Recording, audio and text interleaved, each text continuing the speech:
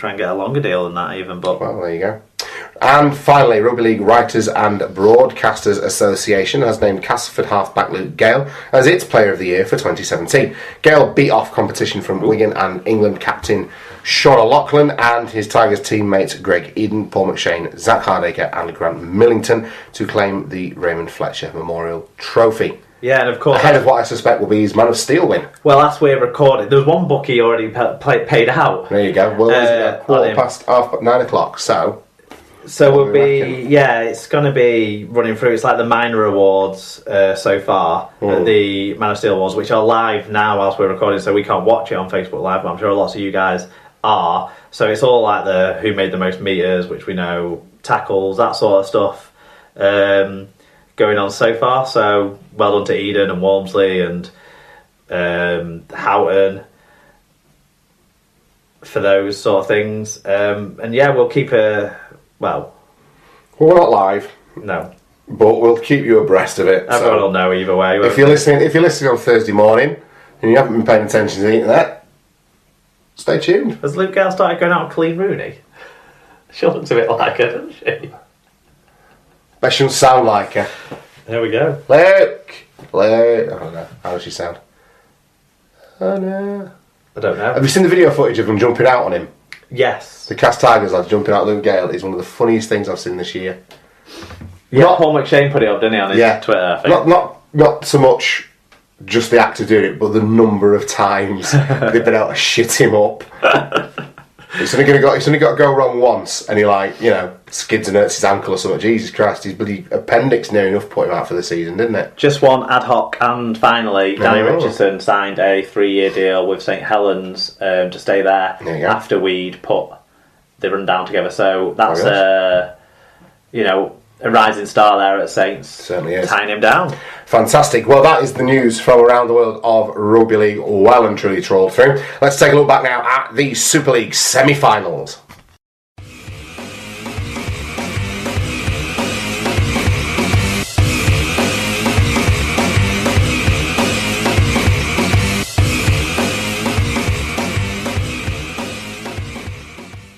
Okay, so we're also going to be talking about the £1 million game, but before that we get to the semi-finals, and we'll start on Thursday evening down at the Jungle Mark, where it finished eventually Castleford 23, St Helens 22 in front of 11,235, refereed by James Child, who will be refereeing the grand final. Well done to Mr. him Child. on earning that. I think the performance in this game probably went quite a way to earning him that, because whilst Castleford fans during the game play imagined some sort of vendetta against them, mostly led by Zach Hardacre being a whingy little prick who should have been dealt with. I hate fullbacks who are whingy little pricks, it happens all over the show, doesn't it? Obviously. It does get around that little fucking symptom, doesn't it? Who do we pick that up from?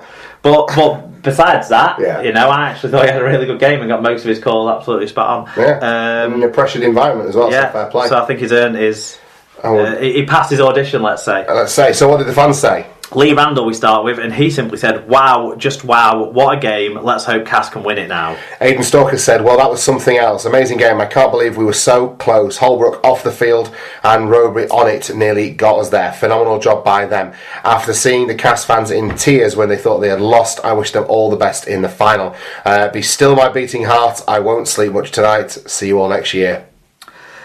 Well, I hope we get a review from you, Aidan. Ireland in the World Cup. Who else is going to be, fully on board there? Mark W. said, suspect I won't be the only one to say this, but arguably the best game I've ever watched. When Cass got the ball back from the kickoff 78 minutes in, I had a hunch they'd pull it off somehow, but I didn't expect 4 bloody sets in Golden Point. No idea how Cass or Saints fan could watch that. I barely held it together as a neutral. Cass for grand final glory, PS Yorkshire. There you go. White Pie said, cracking game of rugby league. Saints should have won, but goalkeeping cost them. Goal kicking. Yes, well, there you go. Goal kicking cost them. The only thing, to be fair, that's not me misreading it. No, I think it's probably corrected it. Yes, yeah. I didn't want to be the one that looked silly. Okay, the only thing that would have missed, I'm quite prepared to throw White Pie under the fucking So you bus. could have just said what you knew it was meant to say. I could have. When you come across the other one in a couple of reviews' time, just say what you think it's meant to say. I'm Ron Burgundying it tnight, mate. I'm going to read everything that's on the... Start again. White Pie. White Pie said, cracking game of rugby league. Saints shouldn't have won, but goalkeeping cost them. Fuck's sake. Whatever. The only thing that would have made their implosion better would have been LMS conceding a late penalty. The late penalty. The Ryan Morgan penalty that will, of course, come back to again and again.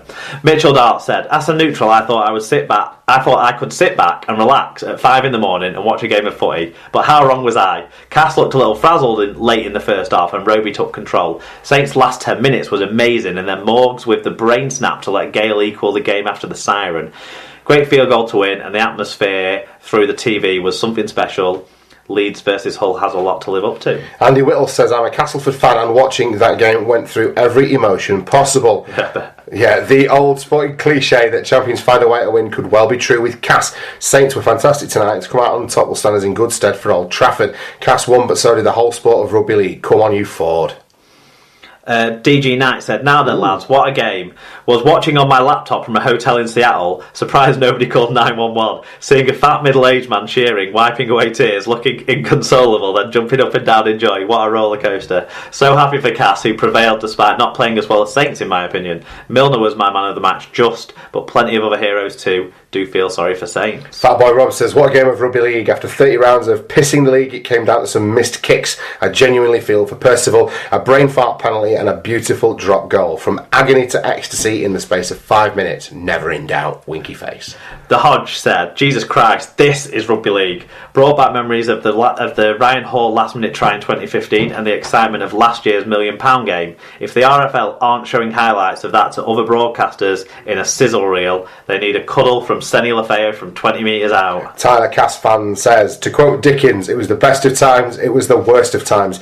Two sets of fans experiencing the highest and lowest of emotions. 34 warriors out there serving up a tremendous battle. Then along comes the magic minute. Milner's try-saving tackle, McShane's 40-20, then Milner's try. Not totally convincing, if I'm honest. Little did we know, even more drama was to come. I'm drained, but very, very happy. Paul Mack _78 said, amazing finish. Reminded so much of the Roosters versus the Tigers in their epic semi-final from 2010. One thing though, I thought Cass played very nervously. Leeds have been there and done that, so it makes for a very intriguing grand final. Does indeed. Bruiser 664 says, should be a St Helens versus Leeds grand final. How many goal attempts were missed by Percival? 4. Paul O'Brien said, great game, Saints unlucky not to have won, massive call by the referee to give the penalty to Castleford. That squared up the game, but the correct call in my opinion. Well done to Cass and their fans. The best team in Super League this year deserve to be in the grand final. Sarah McKenzie says, Cass had this won, and then lost, and then won, and then lost, and then drawn before finally the fat lady sang and got Cass the victory. That sums it all up, we don't need to say anymore. Ollie Smith says, wow, what a last 10 minutes that was. Still can't believe we pulled that off. Feel for Saints as I believe they deserved it on the night, but can't take it away from the lads digging in and pulling it off. Come on you Ford. Paul Ludo Lewis says, this is why we love rugby league. Brilliant drama, usually dependable players having brain farts, just as Eddie was getting out his special never right off the Saints wag sock.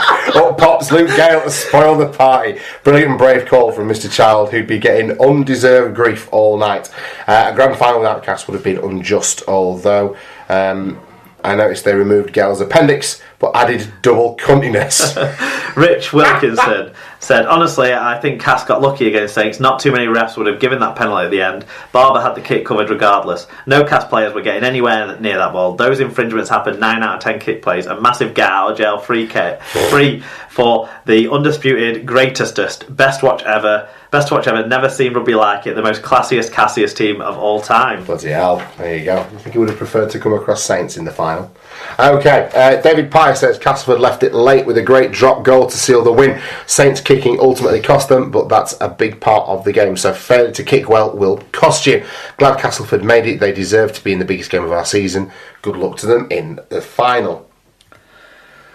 Well, it was breathless stuff for me in a couple of sentences, Mark, because I was listening to it on the radio as I was lugging stuff up and down 2 flights of stairs out of me flat. So I had to do a lot of visualisation on this one. But what a phenomenal advertisement! Even listening to it, what a phenomenal advertisement for our sport and for sporting drama in general.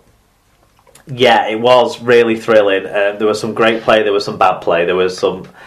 There was everything. There was some great kicking, there was some terrible kicking. There was so much. It couldn't have had a better start for Cass with Zeb Taylor dropping the kick-off and putting on a very, like Cass, we've seen it all year, play to basically isolate weaker defenders on exceptional line running from back rowers to get the backs free, and Zach Hardacre took advantage. But I think, Saints went ahead at half time. Yes, I'm not necessarily sure they were the better team in the first half. I think Cas were probably the better team in the first half, but also kept getting in their own way. I think there weren't particularly great performances from a couple of players as that half wore on for Cas. And as the game wore on as well. I think it was Shenton's worst game I've seen this season.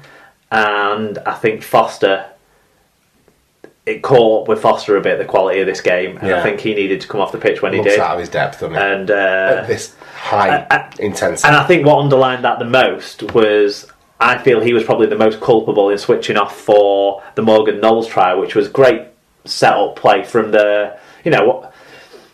from James Roby just taking full advantage of seeing something that not necessarily everyone else would see. It was a clear set-up that they'd seen could work against Cas, that go around one side of the ruck, then pass it back to the other side of the ruck, close to the line.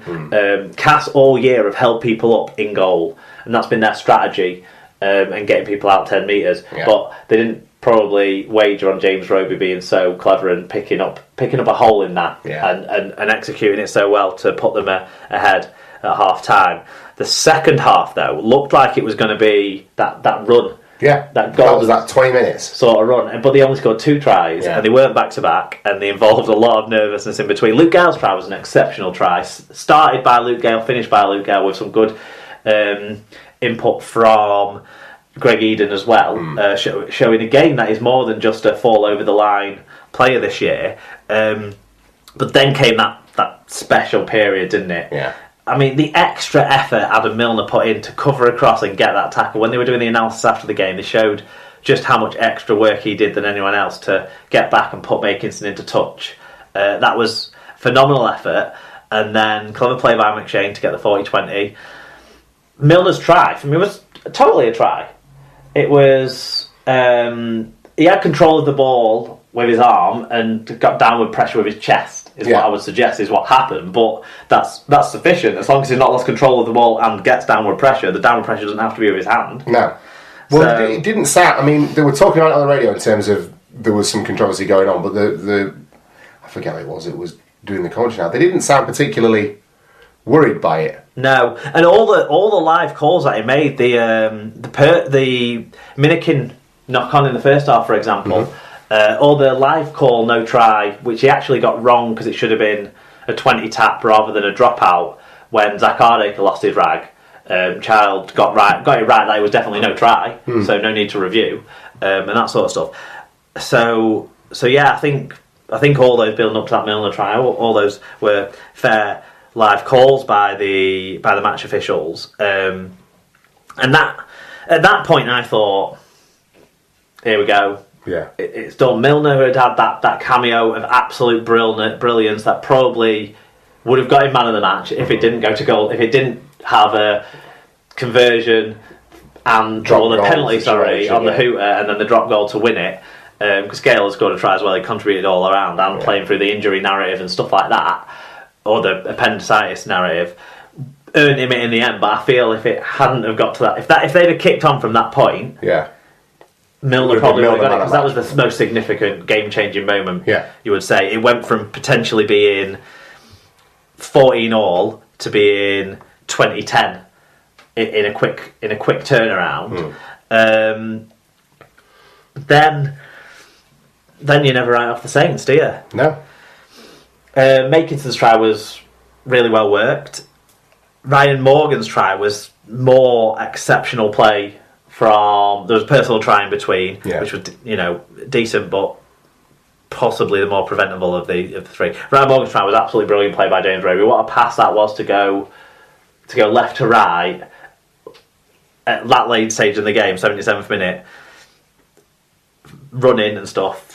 I can't say any more about James Roby. James Roby had a phenomenal game, and he very nearly got them into a grand final, didn't he? What I would go back on what people touched on, the Percival goal kicking. Now, you were listening to it on the radio, so you won't have seen what we all saw. But when he was converting the Makinson try from out wide, it took him an absolute age to like